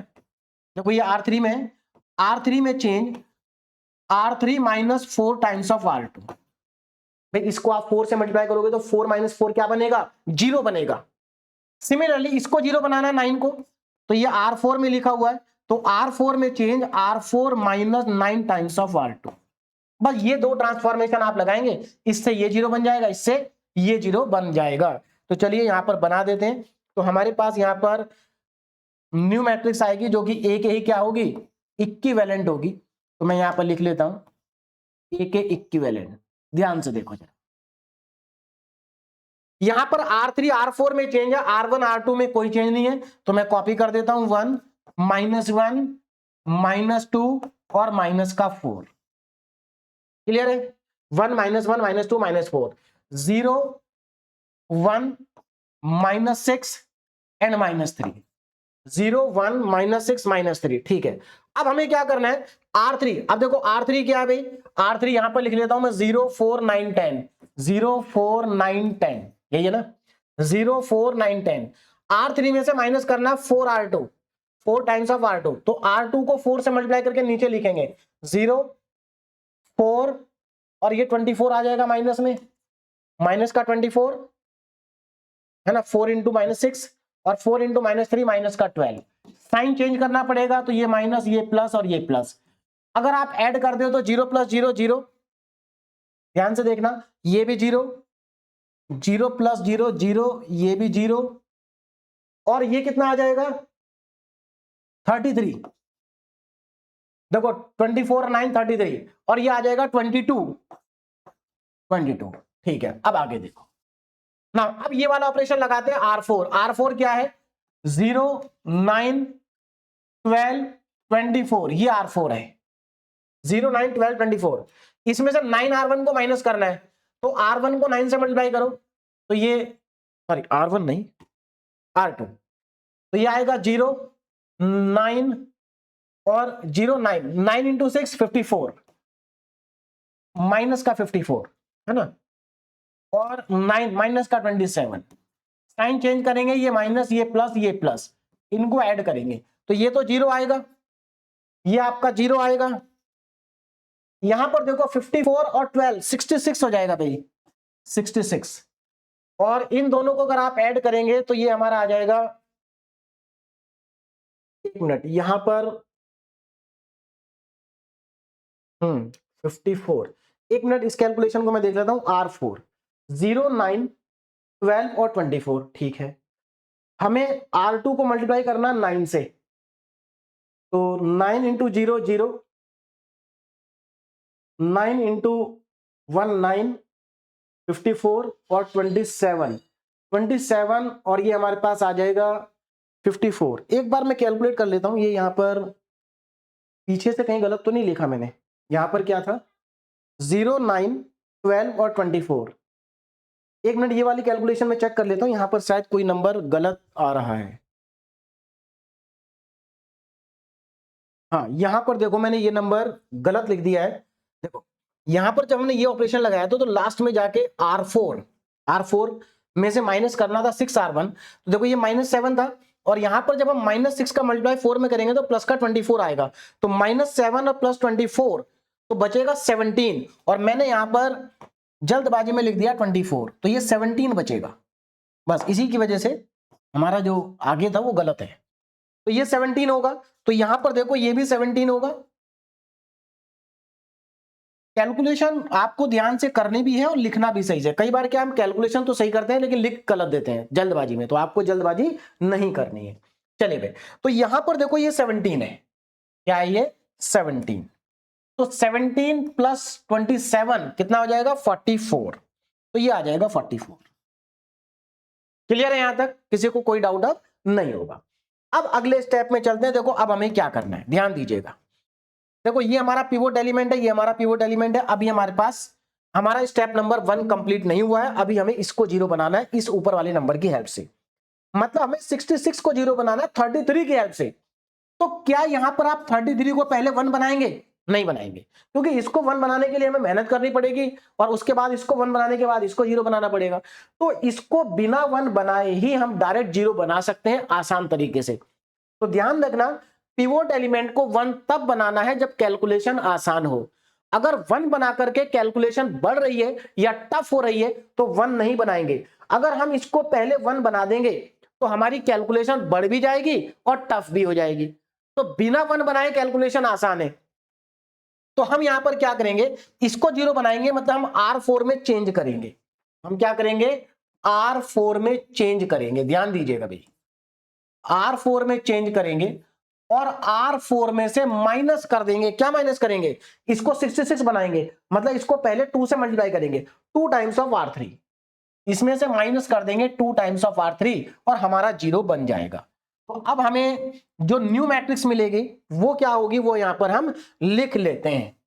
तो ए हमें मैट्रिक्स मिलेगी जो कि पहले के ही इक्विवेलेंट होगी, और इस मैट्रिक्स को अब मैं यहां पर लिख लेता हूं। ध्यान से देखो जरा, हमें केवल चेंज करना R4 में, बाकी पहली 3 रो सेम आएंगी। 1 -1 -2 -4, 1 -1 -1 -1 -2 और माइनस का 4, यही है 1 -1 -2 0 1 -6, 0 1 0 1 -6, 0 1 -6 -3, सेकेंड रो। थर्ड रो क्या है? 0 0 33 22, 0 0 33 22, और लास्ट वाली रो में हमें चेंज करना, R4 में से माइनस करना है। तो देखो R4 में से माइनस करना R2 टाइम्स ऑफ R3, तो ये तो 0 0 ही आएगा, है ना। चलिए मैं लिख लेता हूं 0 0 66 44, अलग से लिख लेते हैं 0 0 66 और 44, ये हमारे पास है R4 रो, 0 0 66 44। और हमें क्या करना है, इसको 2 से मल्टीप्लाई करके लिखना है, तो 2 इंटू 0, स्टार्टिंग में तो दोनों 0 ही आएंगे, उसके बाद 2 इंटू 33 कितना आएगा 66, और ये आएगा 44, सेम ही आएगा 66 और 44। अगर आप यहां पर साइन चेंज कर दें तो ये सब 0 आ जाएगा भाई, पूरी रो 0 आ जाएगी। तो 0 0 0 0, ये लीजिए। अब आप यहां पर चेक कर सकते हैं, ये हमारी इक्लियन फॉर्म है। क्या है? इक्लियन फॉर्म। आप देख सकते हैं डायगोनल के नीचे वाले सारे नंबर 0 हो चुके हैं। ये हमारा फर्स्ट रो का पिवोट एलिमेंट है, ये हमारा फर्स्ट रो का पिवोट एलिमेंट है, ये हमारा सेकंड रो का पिवोट एलिमेंट है, ये हमारा थर्ड रो का पिवोट एलिमेंट है। तो आप देख सकते हैं नंबर ऑफ जीरोस ऊपर से नीचे जाने पर इंक्रीज हो रहे हैं before pivot element. Pivot element के नीचे सारी एंट्रीज 0 है और 0 रो जो है वो बॉटम में है। तो यहां पर इक्लियन फॉर्म की सारी कंडीशन सेटिस्फाई हो गई हैं, तो हम ये कह सकते हैं this is the echelon form. ये क्या है? ये इक्लियन फॉर्म है, this is the echelon form. और अगर ये इक्लियन फॉर्म है तो इस मैट्रिक्स की रैंक कितनी हो जाएगी?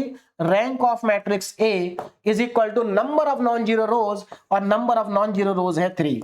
तो ये क्वेश्चन भी हमारा यहां पर कंप्लीट हो गया। तो अब आपको समझ में आ गया होगा कि इक्लियन फॉर्म के क्वेश्चन बहुत ज्यादा आसान है। अभी 2 और क्वेश्चन है, मैंने ऑलरेडी सॉल्व कर रखे हैं, बस आपको यहां पर समझा देता हूं क्योंकि यहां पर कुछ और चीजें आपको देखने को मिलेंगी जहां से आपका कॉन्सेप्ट और ज्यादा क्लियर होगा। ध्यान दीजिएगा, क्वेश्चन बहुत आसान है। 4x4 की मैट्रिक्स अगेन आपको गिवन है।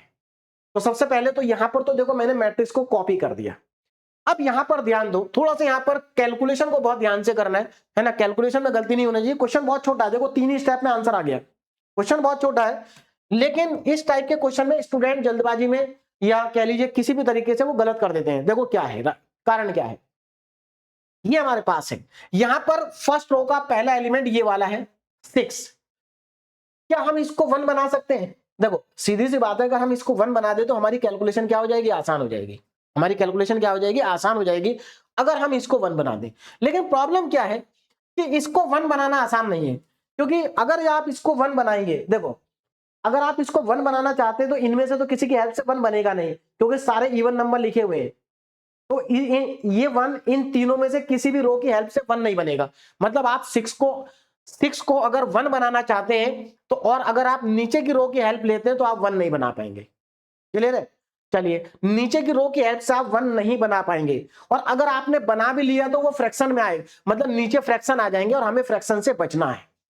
हमें फ्रैक्शन की कैलकुलेशन नहीं करनी है। बात समझ में आ रही है? ऐसा नहीं है कि 1 बना नहीं सकते, बना तो सकते हैं, लेकिन फिर हमें फ्रैक्शन लेना पड़ेगा। तो फ्रैक्शन हमें लेना नहीं है, मतलब हम इसको 1 नहीं बना सकते इन तीनों रो की हेल्प से। और अगर आपने इनकी हेल्प से 1 बनाया तो यहां पर फ्रैक्शन, मतलब यहां पर फ्रैक्शन आ जाएंगे, फ्रैक्शन हमें नहीं लाने। चलिए, दूसरा तरीका क्या है कि हम पहली रो को 6 से डिवाइड कर दें। तो अगर आप 6 से डिवाइड करें तो यहां पर सारे फ्रैक्शन आ जाएंगे, मतलब फिर से वही प्रॉब्लम। तो अगर आप यहां पर 1 बनाने की कोशिश करेंगे तो आपकी मैट्रिक्स में फ्रैक्शन आ जाएंगे और हमें फ्रैक्शन से बचना है। बात समझ में आ रही?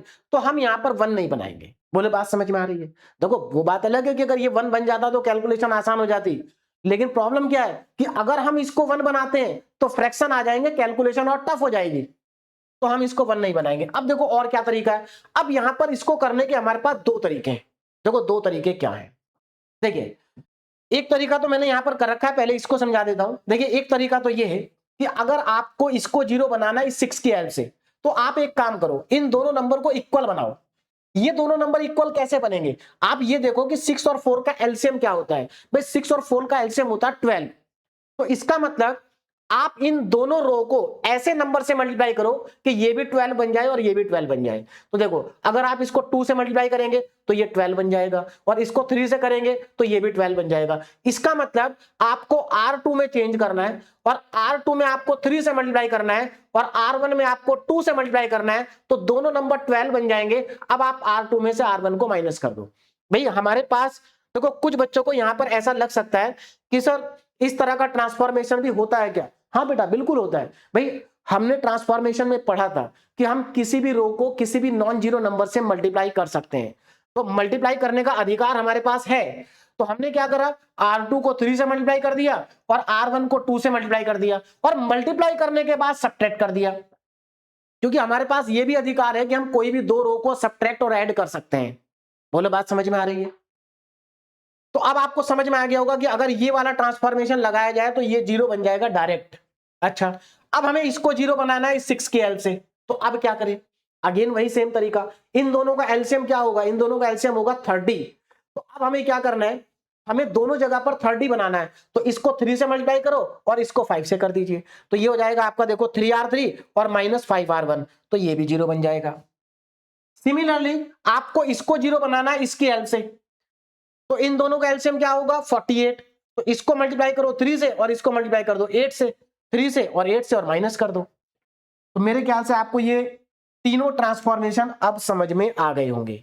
बोलो बात समझ में आ रही? हाँ कैलकुलेशन को बहुत ध्यान से करना है। वो कैलकुलेशन कैसे करेंगे, मैं एक कैलकुलेशन आपको समझा देता हूं।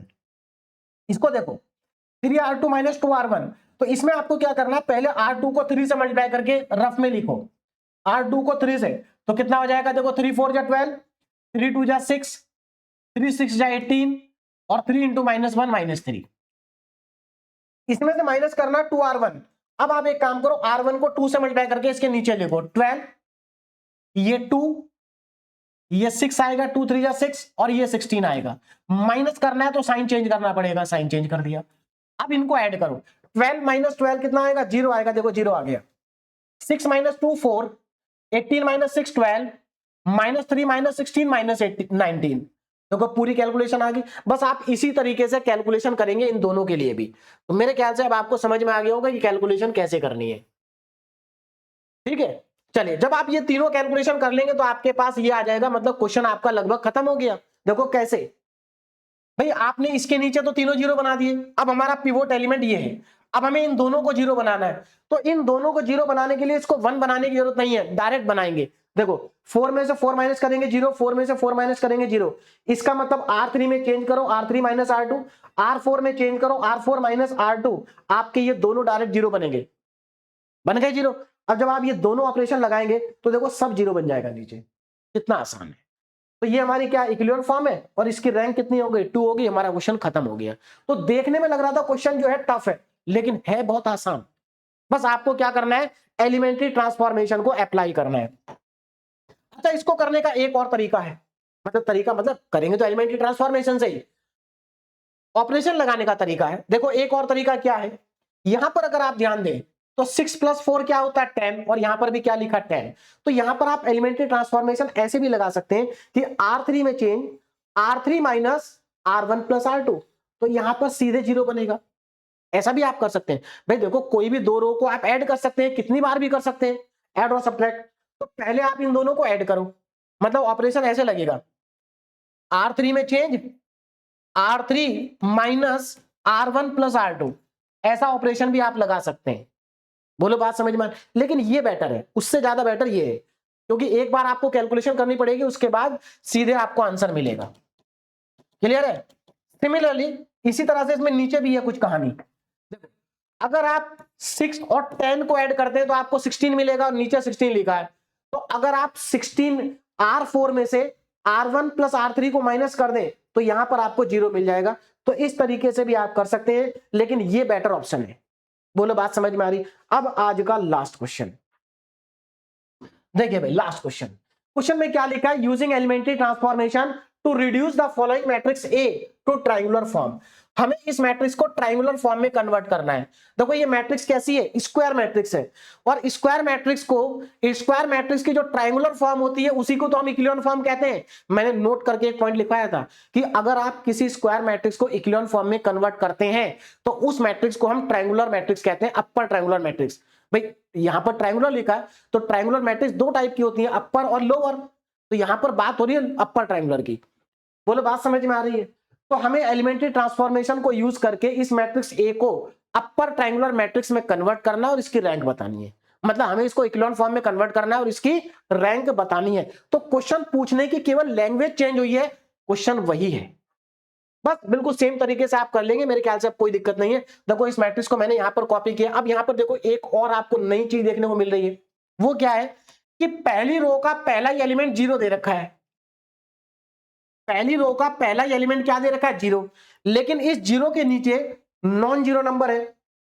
तो ये यहां पर थोड़ी सी गड़बड़ है। हमें क्या करना है, हमें यहां पर पहले नॉन जीरो नंबर को लाना पड़ेगा। देखो अगर ये चारों के चारों 0 होते तब तो कोई दिक्कत नहीं, फिर तो हमारा क्वेश्चन यहां से स्टार्ट होता। लेकिन क्योंकि इसके नीचे नॉन जीरो नंबर लिखे हुए हैं तो ऐसे केस में हमें क्या करना है, पहले ऊपर वाले नंबर को नॉन जीरो बनाना है। और देखो इसके नीचे दो जगह पर 1 लिखा है, तो आप क्या करेंगे, रो को इंटरचेंज करेंगे। या तो R1 को R2 के साथ इंटरचेंज करेंगे या R1 को R4 के साथ करेंगे। R1 को R3 के साथ नहीं करेंगे, उससे तो और आपका कैलकुलेशन ज्यादा हो जाएगी ना। हमें कैलकुलेशन को ज्यादा नहीं करना है। तो आप R1 को R2 के साथ कर सकते हैं, R4 के साथ कर सकते हैं। मैंने R2 के साथ कर दिया तो हमारे पास ये आ जाएगा। बस उसके बाद इस 1 की हेल्प से इन दोनों को 0 बनाना। ये पहले से 0 है तो यहां पर मैंने 2 ऑपरेशन लगाए। अब आपको समझ में आ गया होगा, बहुत कुछ हम पढ़ चुके हैं। 2 ऑपरेशन लगाएंगे, दोनों 0 बन जाएंगे। देखो दोनों 0 बन चुके। अब हमें क्या करना है, देखो ये हमारा पिवोट एलिमेंट है, इसके नीचे तीनों 0 बन गए। अब हम क्या करेंगे, इसको 0 बनाएंगे इस 1 की हेल्प से, और इसको भी 0 बनाएंगे इस 1 की हेल्प से। तो यहां पर 2 ऑपरेशन लिखेंगे। इसको 0 बनाने के लिए मुझे R3 में 5R2 ऐड करना पड़ेगा और इसको 0 बनाने के लिए मुझे R4 में R2 को ऐड करना पड़ेगा। जब आप ये दोनों ऑपरेशन लगा देंगे तो हमें यहां पर ये मैट्रिक्स मिल जाएगी। उसके बाद अब देखो यहां पर आ गए हम, हमें क्या करना है, इसको 0 बनाना है। अब देखो इसको 0 बनाने के कई तरीके हैं। एक तरीका तो ये है कि पहले आप इन दोनों रो को आपस में इंटरचेंज कर दो, तो यहां पर -1 आ जाएगा और यहां पर 7 आ जाएगा। उसके बाद -1 के हेल्प से 7 को 0 बनाना बहुत आसान है, बना सकते हैं। एक तरीका तो ये है। दूसरा तरीका ये है कि आप इसको 7 से डिवाइड कर दो, यहां पर 1 बन जाएगा, लेकिन यहां पर फ्रैक्शन आ जाएगा और फ्रैक्शन हमें नहीं लाना, हमें फ्रैक्शन से बचना है। तो फिर क्या तरीका है, फिर आप डायरेक्ट भी बना सकते हो। देखो ये 7 है ना, अगर आप इस R4 को 7 से मल्टीप्लाई कर दो, आप ऐसा सोचो कि आपने R4 को 7 से मल्टीप्लाई कर दिया तो ये -7 हो जाएगा, ये माइनस का 14 हो जाएगा, और उसके बाद इन दोनों को ऐड कर दिया। तो ये काम आप 2 स्टेप में भी कर सकते हो और ये काम आप 1 स्टेप में भी कर सकते हो। कैसे, आप क्या करो, R4 को 7 से करो मल्टीप्लाई और इसमें R3 कर दो ऐड। तो अगर आप ऐसा करेंगे तो देखो R4 क्या है, 0 0 -1 और -2। ये मेरा R4 है, लेकिन मुझे इसको 7 से मल्टीप्लाई करके लिखना है, तो ये 7 हो जाएगा और ये हो जाएगा आपका -14। और इसमें मुझे ऐड करना है R3। R3 क्या है, 0 0 7 और -6। तो जब आप इन दोनों को ऐड करोगे तो 0 0 0 और ये -20 आ जाएगा। देखो ये आ गया। बोलो बात समझ में आ रही? तो कई तरीके होते हैं करने के, एलिमेंट्री ट्रांसफॉर्मेशन आप कई तरीके से लगा सकते हैं। बस आपको कॉन्सेप्ट पता होना चाहिए कि आपको करना क्या है। क्लियर है? तो यहां पर हमारे पास आप देख सकते हैं ये इक्लियन फॉर्म आ चुकी है। देखो डायगोनल के नीचे सारे नंबर 0 हैं और ये हमारा पिवोट एलिमेंट है। यहां पर सेकंड रो का पिवोट एलिमेंट ये है, उसके बाद ये थर्ड रो का पिवोट एलिमेंट है और ये हमारा फोर्थ रो का पिवोट एलिमेंट है। आप देख सकते हैं नंबर ऑफ जीरोस इंक्रीज हो रहे हैं from top to bottom before pivot element. उसके बाद जो पिवोट एलिमेंट है हमारा, उसके नीचे सारी एंट्रीज 0 है। तो इसका मतलब ये इक्लियन फॉर्म है और इसमें कोई 0 रो है नहीं। तो आप यहां पर देख सकते हैं नॉन जीरो रो कितनी है, सभी रो यहां पर नॉन जीरो है, तो इस मैट्रिक्स की जो रैंक है वो 4 है। तो मैंने आपको यहां पर 8 क्वेश्चन कराए, और इन 8 क्वेश्चन को अगर आप अपने आप एक बार कर लेते हैं और कॉन्सेप्ट को समझ लेते हैं, तो आपका इक्लियन फॉर्म का क्वेश्चन कभी भी गलत नहीं होगा, कभी भी गलत नहीं होगा।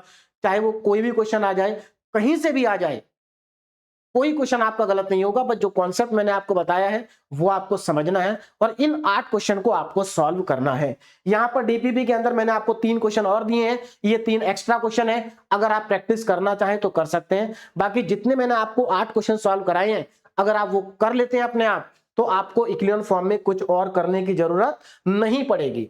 और अगर आपको इक्लियन फॉर्म अच्छे से समझ में आ गई, तो इक्लियन फॉर्म को समझने के बाद आगे के टॉपिक में आपको बहुत ज्यादा हेल्प मिलेगी। जब हम साइमल्टेनियस लीनियर इक्वेशन को सॉल्व करेंगे तो वहां पर भी हेल्प मिलेगी, जब हम आइगन वेक्टर फाइंड करेंगे वहां पर भी आपको हेल्प मिलेगी। तो इक्लियन फॉर्म का यूज आगे भी होगा, इसको अच्छे से प्रिपेयर कर लीजिए, कॉन्सेप्ट को समझ लीजिए और क्वेश्चन को एक बार प्रैक्टिस करके जरूर देखें। तो एक बार और मैं फिर से आपको बता देता हूं कि गेटवे क्लासेस एप्लीकेशन पर बीटेक फर्स्ट ईयर के लिए न्यू सिलेबस के अकॉर्डिंग बैच अवेलेबल है और क्लासेस स्टार्ट हो चुकी हैं। आप अपनी स्ट्रीम के अकॉर्डिंग कोर्स को सिलेक्ट करके उसमें एनरोल कर सकते हैं। Okay, thank you very much.